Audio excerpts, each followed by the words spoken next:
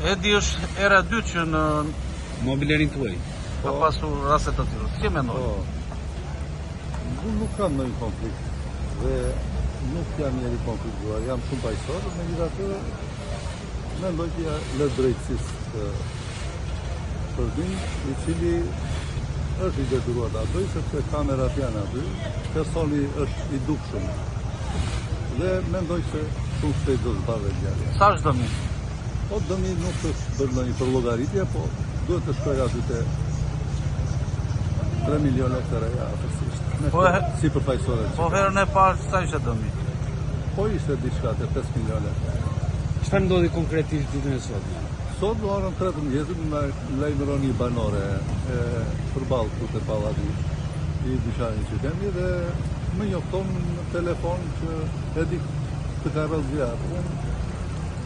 Nuk mora asnjë faktikisht se dia historinë, po mora këtë